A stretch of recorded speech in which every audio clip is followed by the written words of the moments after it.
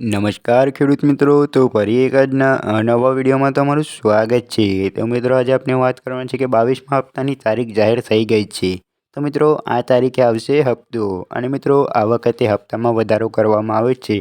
તે કેટલો વધારો કરવામાં આવ્યો છે હપ્તામાં અને કઈ તારીખે હપ્તો આવશે તે આપણે વિડીયોની અંદર વાત કરીશું। અને મિત્રો સાથે સાથે એ પણ વાત કરીશું કે આગળના હપ્તા ના મળ્યા હોય તો તેના માટે શું કરવું તે આપણે વિડીયોની અંદર વાત કરીશું। તો મિત્રો વિડીયોને શરૂ કરતા પહેલાં તમે ચેનલ પર નવા હોય તો ચેનલને સબસ્ક્રાઈબ કરી દેજો અને વિડીયો પસંદ આવે તો વિડીયોને લાઇક કરી દેજો। તો મિત્રો આપણે આગળ વાત કરીએ કે દેશના કરોડો ખેડૂતો ઉત્તરાયણના તહેવાર પહેલાં પીએમ કિસાન સન્માન નિધિ યોજનાના 22મા હપ્તાની આતુરતાપૂર્વક રાહ જોઈ રહ્યા છે। શું આ ઉત્તરાયણ ખેડૂતો માટે 2000ની ભેટ લઈને આવશે?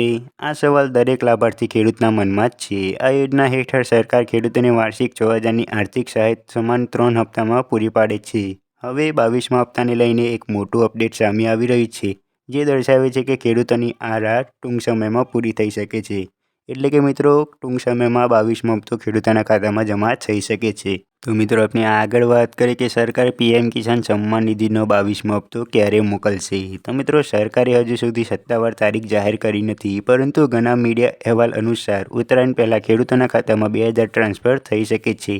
આનો અર્થ એ છે કે પીએમ કિસાન સન્માન નિધિ યોજનાનો આગામી હપ્તો એટલે કે 22મો હપ્તો 14 જાન્યુઆરી 2026 પહેલાં મળી શકે છે।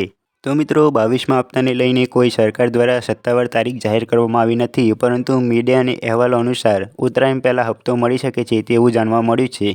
તો મિત્રો આપણે આગળ વાત કરીએ કે કોને પૈસા નહીં મળે, એટલે કે મિત્રો કોને 22મો હપ્તો નહીં મળે। જો તમે હજુ સુધી પીએમ કિસાન યોજના માટે તમારું ઈ-કેવાયસી પૂર્ણ નથી કર્યું તો તમારો ભંડોળ બ્લોક થઈ શકે છે। સરકારે સ્પષ્ટ કર્યું છે કે ઈ-કેવાયસી વિના કોઈ હપ્તો ટ્રાન્સફર કરવામાં આવશે નહીં। વધુમાં જો તમારું બેંક ખાતું આધાર સાથે લિંક ન હોય તો તમારા ખાતામાં પૈસા જમા થશે નહીં। તો મિત્રો તમારે પણ ઈ-કેવાયસી બાકી હોય તો જલ્દીથી જલ્દી કરાવી લો, અને બેંક સાથે આધાર લિંક કરાવવાનું બાકી હોય તો તે પણ જલ્દી કરાવી લો, નહીંતર તમારે પણ 22મો હપ્તો રોકાઈ શકે છે। તો મિત્રો તમારે પણ 22મા હપ્તાનો લાભ લેવા માટે બેંક ખાતા સાથે આધાર લિંક કરવું પડશે અને ઈ-કેવાયસી પૂર્ણ કરવું જરૂરી છે, તો તમને 22મા હપ્તાનો લાભ મળી જશે। તો મિત્રો આપણે આગળ વાત કરીએ કે તમારું નામ બેનિફિશિયરી લિસ્ટમાં છે કે નહીં, 22મો હપ્તો મળશે કે નહીં તે કઈ રીતે ચકાસવું? તો મિત્રો પીએમ કિસાનની ઓફિશિયલ વેબસાઇટ ખોલો, ત્યારબાદ બેનિફિશિયરી સ્ટેટસ પર ક્લિક કરો, ત્યારબાદ તમારો મોબાઈલ નંબર અથવા રજિસ્ટ્રેશન નંબર દાખલ કરો। ત્યારબાદ મિત્રો તમારા એકાઉન્ટની સંપૂર્ણ માહિતી દેખાશે। અહીં તમે જોઈ શકો છો કે તમારો 22મો હપ્તો એપ્રુવડ છે કે પેન્ડિંગ। જો મિત્રો તમારે 22મો હપ્તો પેન્ડિંગ બતાવતો હશે તો તમારે કોઈ પણ દસ્તાવેજ અપડેટ કરાવવાના બાકી હશે, અને એપ્રુવડ બતાવતો હશે તો તમારે કોઈ ચિંતા કરવાની જરૂર નથી, તમને હપ્તો સમયસર મળી જશે। તો મિત્રો આપણે આગળ વાત કરીએ કે ઈ-કેવાયસી કેવી રીતે કરવું? તો મિત્રો તમારે પણ ઈ-કેવાયસી બાકી હોય તો જોઈ લો।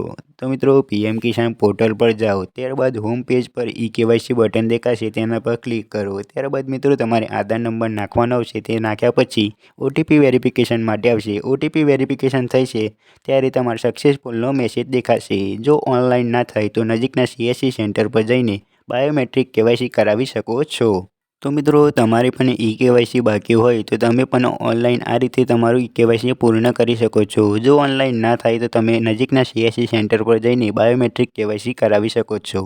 તો મિત્રો આપણે વિડીયોની અંદર વાત કરી કે 22મા હપ્તાની તારીખ કઈ હતી અને 22મો હપ્તો કઈ તારીખે ખેડૂતોના ખાતામાં જમા થશે, અને આ વખતે કેટલો હપ્તામાં વધારો કરવામાં આવે છે, અને આગળના હપ્તા જે પણ ખેડૂતોને બાકી હતો તેના માટે શું કરવું અને તે કયા કારણસર રોકાઈ ગયો હતો તે આપણે વિડીયોની અંદર વાત કરી। તો મિત્રો તમને વિડીયો પસંદ આવે તો વિડીયોને લાઇક કરી દેજો, શેર કરી દેજો, અને વિડીયો અંતર્ગત કોઈ પણ પ્રશ્ન હોય તો કોમેન્ટમાં જરૂરથી જણાવી દેજો।